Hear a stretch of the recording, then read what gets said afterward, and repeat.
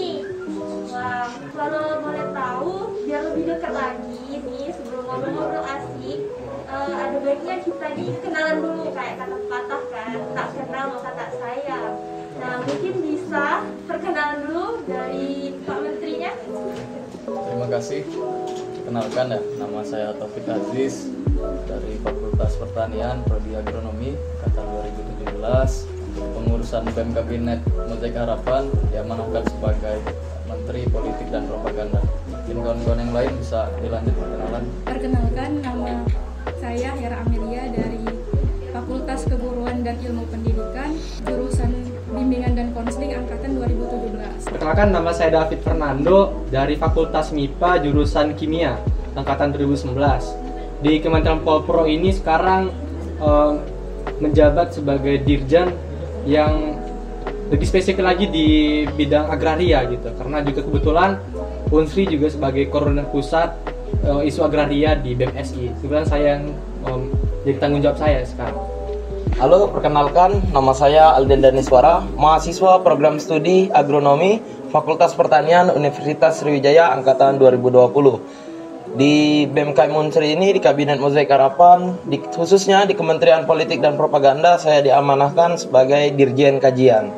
Oke, baik, perkenalkan, nama saya Mubarak Manzogi, bisa dipanggil Ridwan, dari Fakultas Hukum angkatan 2019. Di Kementerian Politik dan Propaganda, saya diamanahkan menjadi Dirjen Diskusi dan Literasi.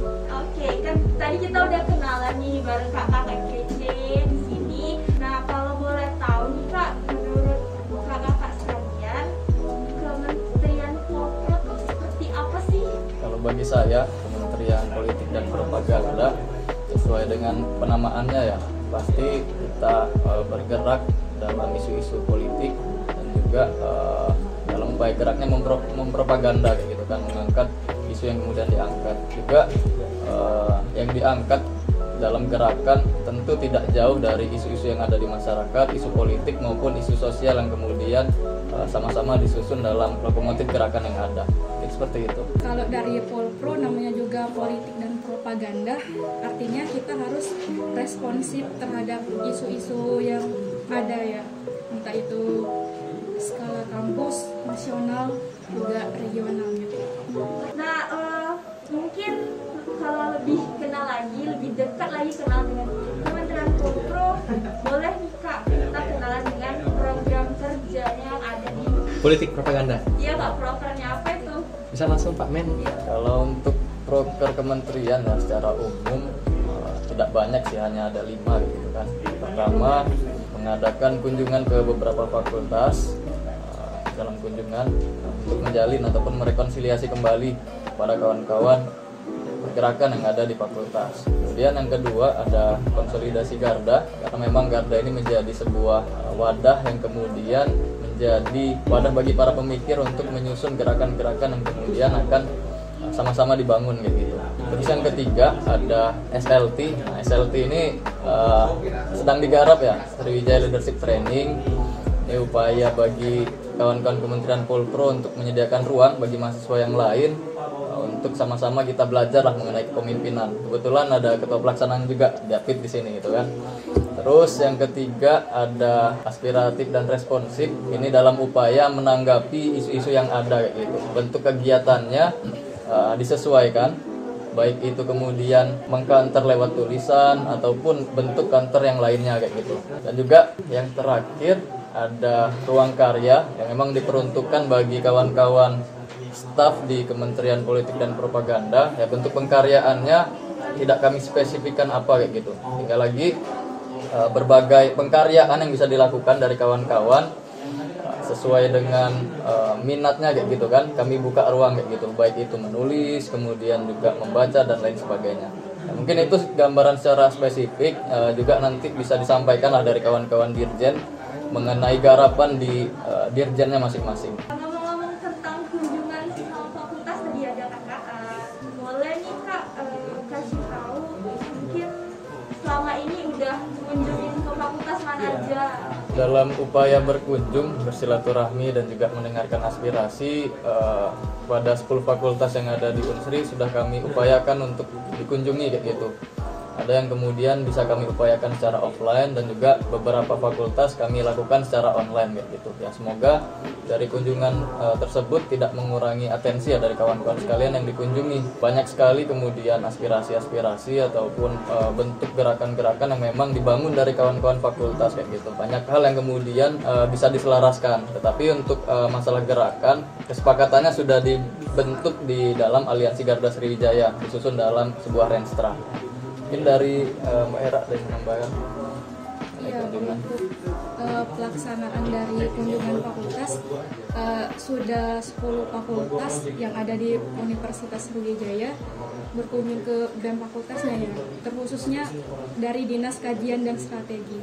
Oke, mungkin ngomong-ngomong tentang SLT kan baru digarap nih Kak, itu kan membantu untuk meningkatkan kepemimpinan dari setiap mahasiswa itu. Ya. Nah itu maksudnya cara meningkatkannya tuh gimana caranya? Apakah membuat workshop atau gimana caranya? Untuk SLT sendiri kami mengadakan agenda itu 2 hari gitu.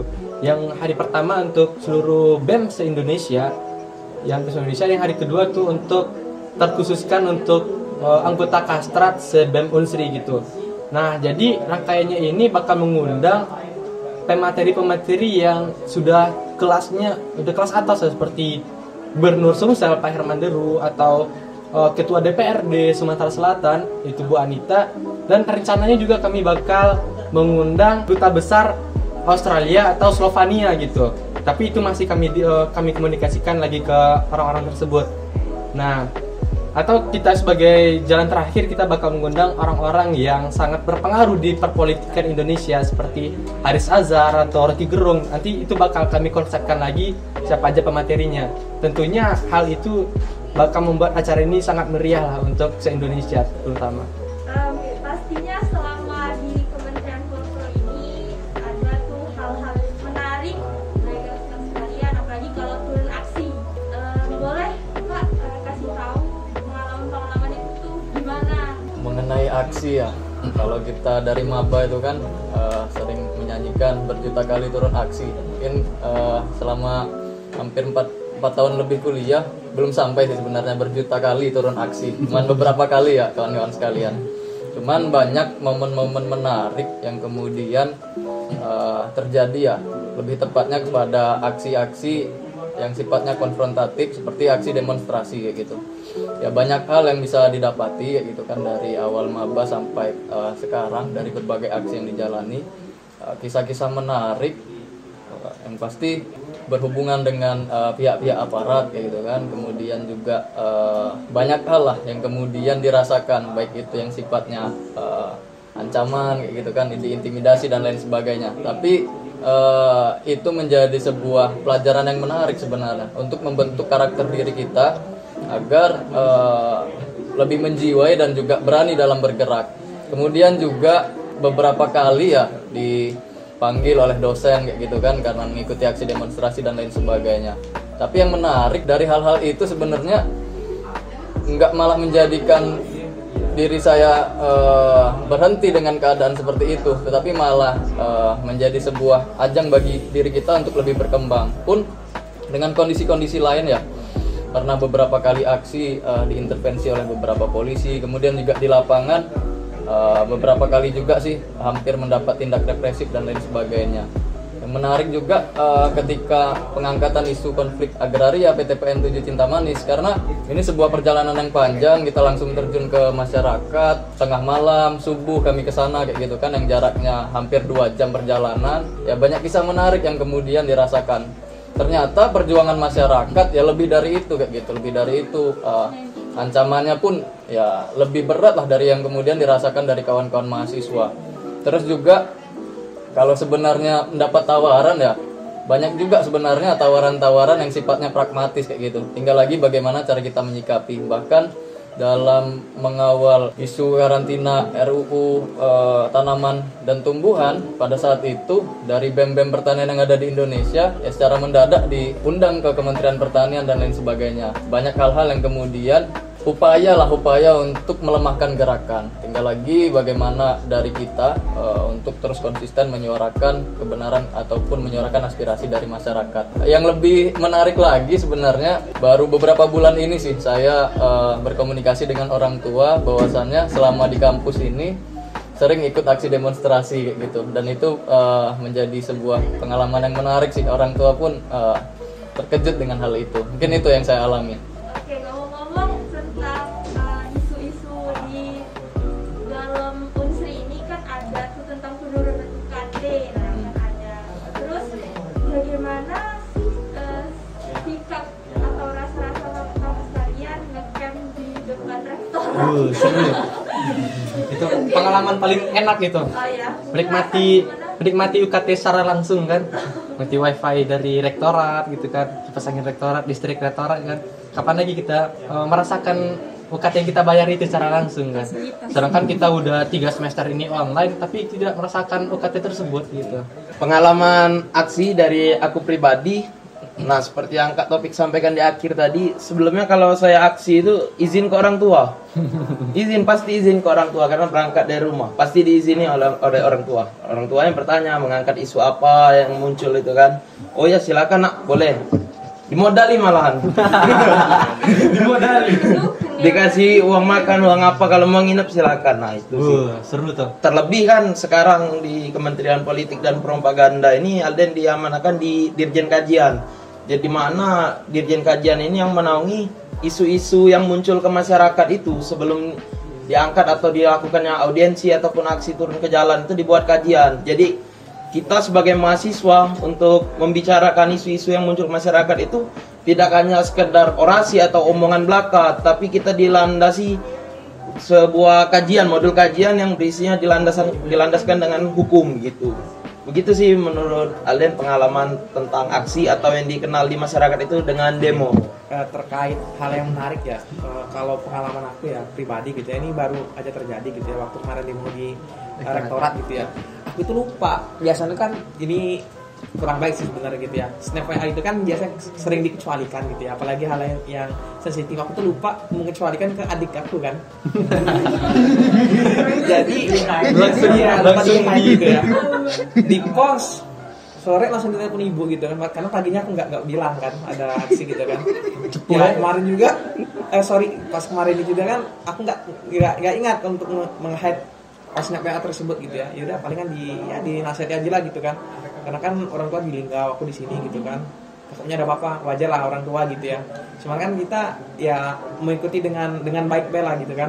Jangan sampai rusuh dan juga yang hal lainnya gitu. Mungkin benar seperti yang disampaikan teman-teman sebelumnya, banyak yang salah pengertian sebelumnya, karena banyak yang menyangka aksi itu demo, padahal beda sebenarnya. Karena menurut pandangan saya, kalau aksi itu kita melakukannya itu secara tertib dan damai. Kalau demo itu kan konotasinya agak negatif, seperti ricu, terus anarkis dan sebagainya gitu, berdampak pada kekerasan gitu. Tapi kalau dari pandangan saya, kalau aksi itu beda sama demo. Kalau aksi itu kita tertib dan damai, dimulai dari persiapan aksi, terus yang bilangnya itu, yang jalan itu, nah itu dilakukan secara tertib.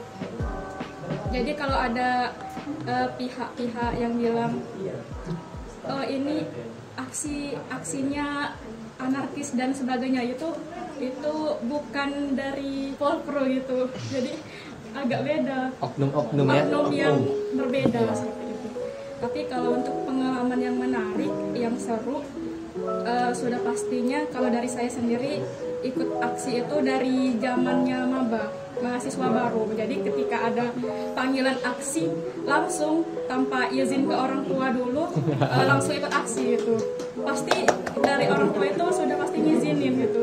Asalkan itu baik kan, menurut kita sudah pasti diizinkan, tanpa perlu bilang dulu. Tapi ketika orang tua tahu kalau anaknya sudah ikut aksi, oh ya sudah, berarti itu terlanjur, emang minat dia. udah minat dan bakat di aksi gitu kan. Iya begitu. Kak, kamu nggak di rektorat sebenarnya ngecamp direktorat ini kan bentuk kekecewaan ya. Ini hanya sebuah bentuk gerakan. Ya yang pasti berbeda lah dengan camp-camp yang dilakukan di alam kayak gitu kan, yang menenangkan. Karena tidak semua aspirasi yang kemudian disuarakan saat itu benar-benar direalisasikan ya dari pihak rektorat. Pun untuk kondisi ngecamp ya sebenarnya malam hari itu kami dengan satpam yang ngobrol santai, ngobrol asik kayak gitu kan. Bahkan banyak juga keluhan dari satpam kayak gitu. Dan pengalaman yang menarik dari ngecamp malam hari itu ya, karena memang tertinggal saya dengan Pak Menko Riyadi pada saat itu kan. Ketika kawan-kawan selepas sholat subuh pergi semua kayak gitu. Jadi tinggal kami berdua yang membereskan hal tersebut kayak gitu. Pun kondisinya pada malam hari itu benar-benar hujan deras sehingga tenda yang sudah kami dirikan hancur dan juga kami harus mendirikannya kembali kayak gitu. Seru juga ya ternyata. Iya. Boleh tepuk tangan untuk ngomong-ngomong tentang demo nih Kak. Pasti ada kan orang-orang yang anarkis. Bagaimana cara mengatasi orang-orang yang kita ikut demo tapi jangan anarkis gitu? Gimana tuh caranya? Situasi di lapangan kan banyak hal yang mempengaruhi ya. Ada yang kemudian memang sudah berniat anarkis kayak gitu kan. Ada yang memang kemudian dipancing untuk anarkis. Ya siapa yang tidak merespon ya ketika memang kawan-kawan aksi massa kemudian disenggol-senggol oleh polisi kayak gitu kan. Ketika memang sudah terjadi dinamisasi lah di lapangan kayak gitu. Dan untuk menyikapi hal tersebut secara struktur kan sudah ada koordinator lapangan dan juga dinamisator lapangan yang kemudian menghandle di lapangan. Tapi untuk ke kawan-kawan gitu kan, apalagi kawan-kawan dekat, kawan-kawan jurusan ya diupayakan untuk tidak kemudian melakukan hal-hal yang sifatnya anarkis. Tetapi kalaupun memang kondisinya memang sudah gimana ya, chaos gitu kan, sudah chaos ya sebisa mungkin kita mengajak kawan-kawan untuk ke titik evakuasi atau hal lain sebagainya. Pun kalaupun dalam kondisi aksi itu menjadi sebuah ini juga ya, menjadi hal yang menarik bagi kawan-kawan kayak gitu kan untuk mengikuti aksi. Ada yang memang tujuan ikut aksi hanya untuk itu sebenarnya, untuk aksi demonstrasi kayak gitu. Nah, tinggal lagi sebenarnya kembali ke niat ataupun juga substansi yang dibawa. Dan untuk orang-orang yang kemudian sifatnya anarkis dan lain sebagainya, tinggal bagaimana cara kita mengkoordinirnya kayak gitu, sehingga timbul awalnya masalah ataupun chaos di lapangan ini bukan disebabkan oleh kawan-kawan mahasiswa kayak gitu. Ya, mungkin untuk yang desainer anarkis itu sebenarnya bukan dari BEM-nya atau bukan dari peserta aksi, tapi itu ada beberapa oknum ya, kita sebutnya oknum yang memang disabotase atau emang diciptakan untuk hadir di aksi itu biar emang citra dari mahasiswa ini tambah jelek gitu. Malahan ada beberapa oknum itu emang disengaja dilempar oleh polisi, diciptakan oleh polisi beberapa orang untuk masuk ke dalam barisan dari mahasiswa gitu, untuk menjadi pemecah belah mahasiswa biar agar aksi ini berjalan anarkis gitu. Itu sebenarnya bisa ditanggulangi dengan ya dinlap tadi kan, ada banyak dinlap di lapangan yang bakal mengawal bagaimana jalannya aksi agar tidak terjadi anarkis. Jika memang sudah terjadi beberapa aksi anarkis, dinlap itu bakal bertanggung jawab untuk menyeret orang-orang yang memicu aksi anarkis tersebut keluar dari barisan. Itu bakal ketahuan waktu di aksi nanti siapa-siapa aja yang memancing-mancing aksi anarkis tersebut. Mahasiswa tidak akan pernah aksi anarkis, hanya oknum-oknum lah yang menciptakan anarkisme tersebut. Terkait yang tadi ya, tadi udah disampaikan ya secara komprehensif ya mengenai mengatasi hal-hal yang tidak diinginkan ya, ada yang pengen anarkis dan sebagainya. Betul tadi ya, kalau dari ini lazimnya ya pasti ada persiapan gitu, mungkin ada dress code tertentu yang dipakai oleh peserta aksi, dan juga tidak menutup kemungkinan benar yang katakan David ada invisible hand ya, tangan-tangan tersembunyi yang memang diletakkan untuk memicu rusuh, entah itu dari oknum lah ya, dari pemerintah ataupun dari siapapun itu ya, untuk membuat chaos gitu ya. Jadi tercitrakan aksi tersebut berlangsung dengan cara anarkis. Itu nggak masalah sih kalau menurut aku pribadi ya, memang hal-hal yang lumrah terjadi gitu ya, banyak aksi-aksi yang terjadi itu chaos dan sebagainya gitu ya. Tapi yang perlu disikapi ialah jangan sampai mahasiswa itu sendiri yang terpicu dan juga ikut anarkis juga gitu ya, apalagi pakai almet dan juga sebagainya gitu ya. Kalaupun menemukan orang-orang seperti itu ya mungkin tadi ada Jinlab untuk menenangkan kawan-kawan yang ada di lapangan, karena situasinya kan bisa saja menghangat gitu ya, wajar gitu. Ya mungkin kalau kita menanggapi tentang aksi, walaupun ada kerusuhan itu sebenarnya kebanyakan bukannya dari mahasiswa. Seperti kita ketahui kan mahasiswa ini kaum intelek. Kita juga turun ke aksi itu ingin bertemu wakil rakyat yang bisa disebut juga kaum intelek juga. Jadi kita di sana itu bukan beradu otot atau apa, kita beradu pikiran, beradu siasat. Nah, adapun yang kerusuhan yang tercipta pada saat aksi itu ya dimotori oleh beberapa orang kan, entah orang itu bukan dari golongan mahasiswa, Anda meramaikan masa aksi saja begitu tanpa tahu apa yang isu yang digarap ini. Jadi mereka itu melampiaskan kemarahannya begitu. Gitu sih mungkin menurut saya. Jadi pertanyaan terakhir nih, ada nggak intervensi dari pihak-pihak tertentu? Mungkin bagaimana cara menghadapi hal tersebut?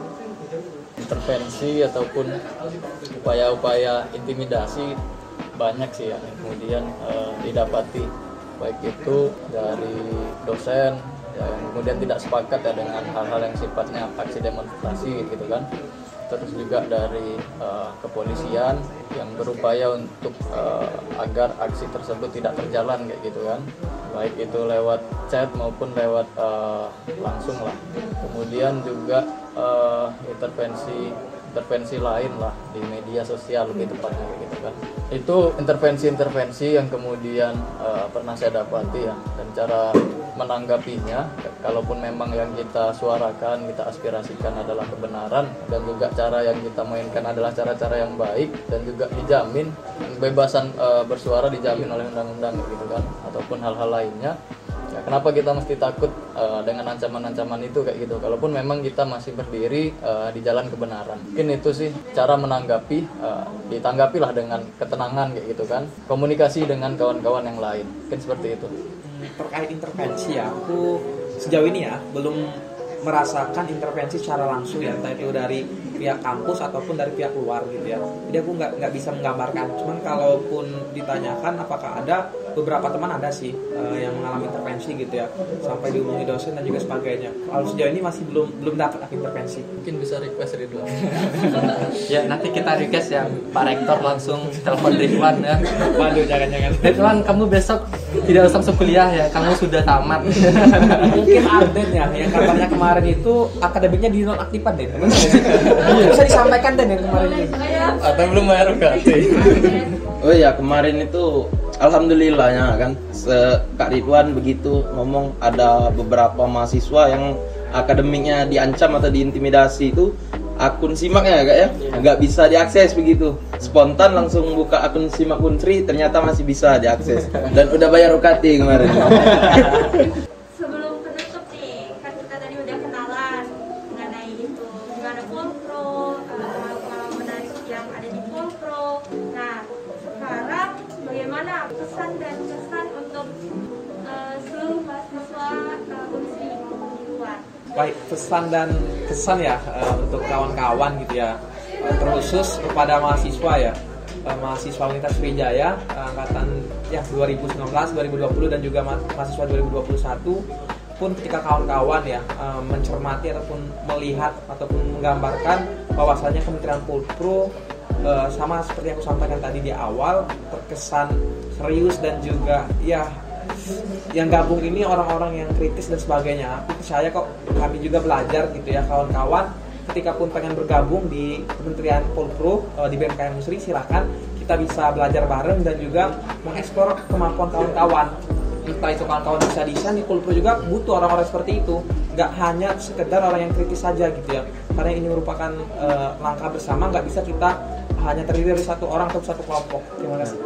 Dari saya pesannya buat masyarakat, terkhususnya mahasiswa Unsri, terkhususnya lagi mahasiswa baru, pesan dari kakak itu jangan takut buat belajar dan mencoba. Pokoknya selagi masih ada kesempatan, apalagi ketika menjadi mahasiswa, itu jangan disia-siakan buat kesempatan, entah itu bersosialisasi, entah itu mengambil peran, entah itu berkarya. Jangan pernah takut untuk mencoba, karena dari situ kita itu bisa belajar, karena ilmu di bangku perkuliahan itu nggak ada yang dapat ketika kita belajar di organisasi seperti itu, sangat jauh berbeda. Bahkan untuk skill pun yang kita dapatkan banyak ketika kita berorganisasi. Jadi pesannya jangan takut untuk mencoba. Pesannya untuk kawan-kawan mahasiswa yang lain ya, jangan sampai akademik mengganggu organisasimu. Artinya kawan-kawan silahkan serius berorganisasi, tetapi juga dituntaskan akademiknya kayak gitu. Artinya tidak perlu membandingkan akademik dengan organisasi, silahkan jalankan keduanya lah dengan perasaan yang senang, ataupun kawan-kawan memperluas lah zona nyamannya masing-masing. Dan untuk kesan, ya silakan kawan-kawan ciptakan sendirilah kesannya masing-masing selama di kampus, terutama di kampus kita tercinta Universitas Sriwijaya. Terima kasih. Sebagai anak organisasi, artinya kita adalah bisa mengorganisir waktu juga. Tidak hanya mengorganisir agenda-agenda aja. Berarti kita bisa mengorganisir waktu antara kuliah, kita tanggung jawab dengan orang tua, dan organisasi kita tanggung jawab dengan rekan-rekan kita gitu. Nah, tentunya kita harus bisa sejalan, yang organisasi juga jalan dan akademik juga harus jalan ketika kata Mata Taufik Aziz tadi. Nah, mungkin satu kata terakhir dari saya, teruslah berjuang meskipun ada halangan, tetap hantam, karena teman-temanmu di belakang bakal mendukungmu. Pesan dan kesan untuk mahasiswa Universitas Sriwijaya, seluruh mahasiswa lah ya. Pesannya, teruslah bergerak karena itu identitasmu. Begitu. Perlu diingat, ibadah harus kuat, aksi kuat, prestasi pun hebat. Begitu. Ya, terkhusus untuk mahasiswa, khususnya mahasiswa Universitas Sriwijaya, untuk mengenal saya lebih lanjut boleh follow my Instagram @aldennnd, dan juga jangan lupa pantengin terus IG @bmkmunsri dan @garda Sriwijaya. Disitulah identitas mahasiswa Universitas Sriwijaya sebenarnya. Ya, untuk kenalan dengan saya lebih lanjut bisa di DM aja ya. Di sini, jangan di sini, tapi di sini. David Fernando .004. Dan untuk isu-isu kampus lainnya bisa di-follow juga akun reformasi_Sriwijaya. Oke, untuk rekan-rekan yang pengen diskusi bareng ya dengan Ridwan, bisa cek ke Instagram Ridwan ya, rdw_jogi, ataupun kalau berkenan kita connect di LinkedIn ya, Muhammad Ridwan Jogi. Buat teman-teman yang ingin kenal lebih lanjut, yang ingin sharing-sharing juga diskusi sama saya, bisa follow Instagram @heraamelia6902. Ya, untuk kawan-kawan yang ingin memfollow ya akun pribadi saya @taufikaziz17. Kemudian juga kalau ingin nge-follow akun-akun yang lain, banyak juga di sana ya, akun usaha @layonlineprint, ataupun akun-akun komunitas ya, ada @deraptani dan juga @itani Sriwijaya.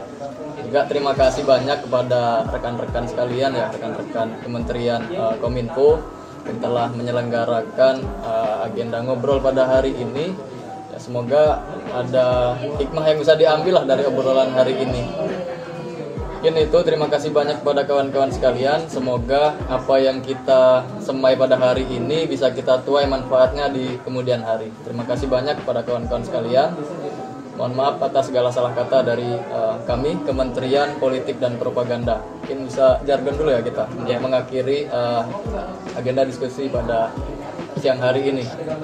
Kementerian Politik BMKM Unsri 2021 bergerak dengan nurani mendobrak tirani. Ulpro hantam. Hidup mahasiswa! Hidup mahasiswa! Hidup rakyat Indonesia! Hidup rakyat Indonesia! Hidup perempuan Indonesia! Hidup